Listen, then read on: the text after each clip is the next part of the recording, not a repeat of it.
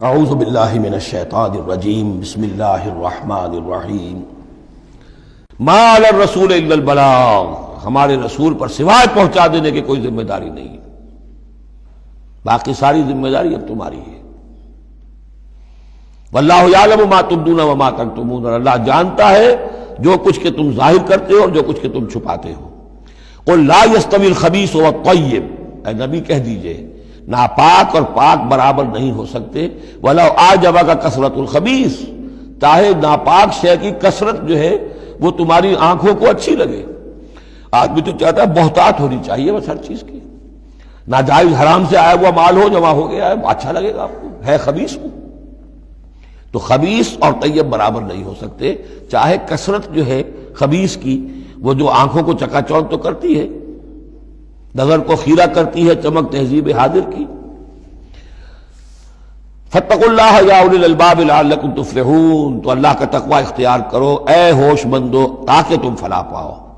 یا ایھا الذین آمنوا لا تسألوا عن اشیاء ان تبد لکم تسؤکم، اہل ایمان ان چیزوں کے بارے میں سوال نہ کرو کہ وہ اگر تم پر کھول دی جائیں، واضح کر دی جائیں تو تمہیں اچھی نہیں لگیں گی، تمہیں بری لگیں گی۔ بعض چیزوں کی طرف سے اللہ تعالیٰ نے خود خاموشی اختیار کی ہوتی ہے، خام خواہ سوال کر کر کے اور اس کو اپنے اوپر جو ہے ذمہ داری کو بڑھا لینا، یہ بھی ایک جو خاص قسم کی مذہبی ذہنیت ہوتی ہے، کھودنے کریدنے کی اور بال کا کھال اتارنے کی، اس کا نتیجہ یہ نکلتا ہے۔ چنانچہ حج کے بارے میں جب آیت نازل ہوئی وَلِلَّهِ عَلَى النَّاسِ حِجُّ الْبَيْتِ مَنِ اسْتَطَاعَ إِلَيْهِ سَبِيلًا، اس سورہ آل عمران میں ہم پڑھ آئے ہیں۔ تو ایک صاحب کھڑے ہو گئے کہ حضور کیا ہر سال فرض ہے؟ حضور نے سوال سن لیا لیکن سنا انسنا کر دیا، دوسری طرف رخ کر لیا۔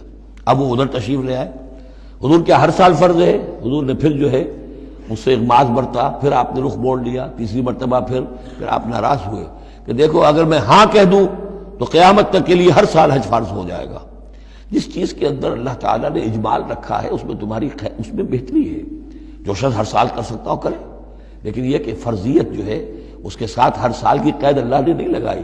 تم سوال کر کے اپنے لیے تنگی پیدا کر لو، جیسے وہ گائے کے بارے میں کیسا رنگ ہو اور کیا اس کی عمر ہو اور کیسی گائے ہو، یہ ساری چیزیں اسی طرح کی ہیں۔ لیکن یہ کہ ان تسألوا عنہا حین ینزل القرآن تبد لکم، اگر تم سوال کرو گے جبکہ ابھی قرآن کا نزول جاری ہے تو وہ ظاہر کر دی جائے گی۔ اللہ تعالیٰ نے اپنی حکمت کے تحت اس کے اوپر پردے ڈالے ہوئے ہیں، وہ سمجھتا ہے کہ اس میں تمہارے لیے تنگی ہو جائے گی، بہت زیادہ ہو جائے گا، لیکن اگر سوال کرو گے تو پھر وہ ظاہر کر دی جائے گی۔ عفا اللہ عنہا، اللہ تعالیٰ نے اس میں درگزر سے کام لیا ہے، تو پر نرمی کی ہے، یہ کسی نسیان کی وجہ سے نہیں ہے، بھول کی وجہ سے نہیں ہے، غلطی کی وجہ سے نہیں ہے، معاذ اللہ۔ واللہ غفور حلیم، اللہ غفور ہے اور حلم والا ہے۔ قد سألها قوم من قبلکم ثم اصبحوا بها کافرین، تم سے پہلے کی قوم یہ اہل کتاب جو ہے اسی قسم کے سوال کرتے رہے اور پھر یہ کہ وہ اس کے انکار کرنے والے بن گئے۔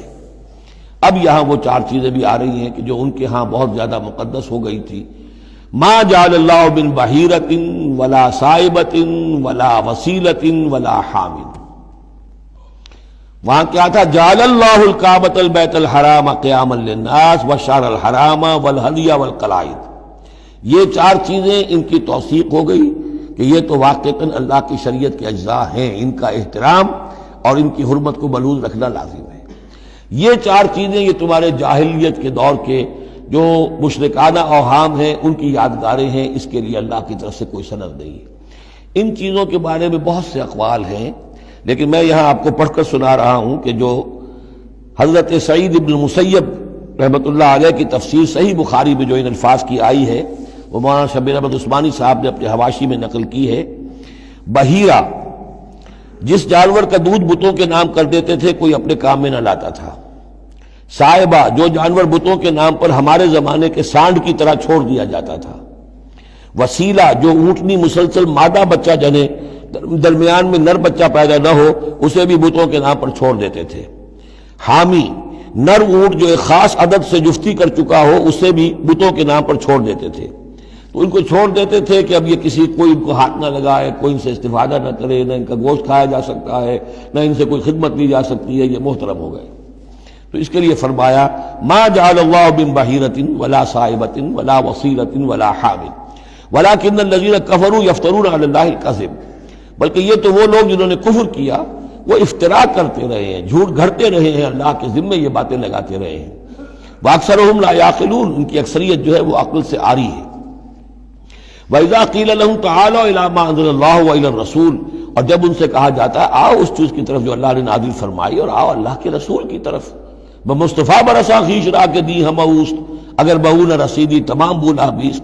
قالوا حسبنا ما وجدنا علیہ آباءنا، وہ کہتے ہیں ہمارے لیے وہ کافی ہے جس پر ہم نے اپنے آباء و اجداد کو پایا ہے۔ ان کی روایت یہی ہے، ان کی رسومات یہی تھیں، وہ کوئی جاہل تھوڑا ہی تھے۔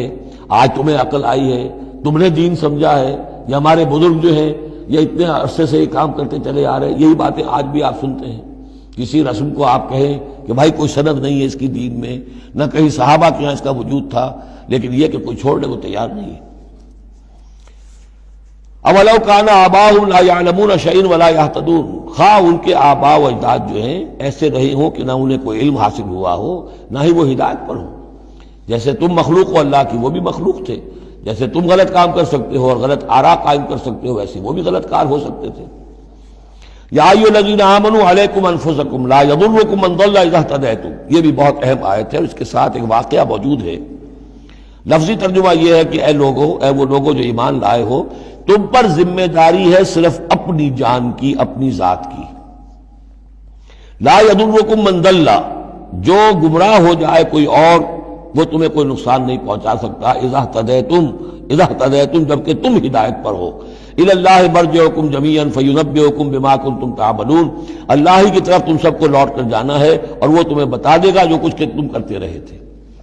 اس آیت کا ایک غلط مفہوم جو ہے وہ دور صحابہ ہی میں سے بعض لوگوں نے نکال لیا کہ دعوت اور تبلیغ کی کوئی ذمہ داری نہیں ہے، ہر ایک پر ذمہ داری اپنی ہے، کوئی کیا کرتا ہے اس سے مجھے کیا بحث۔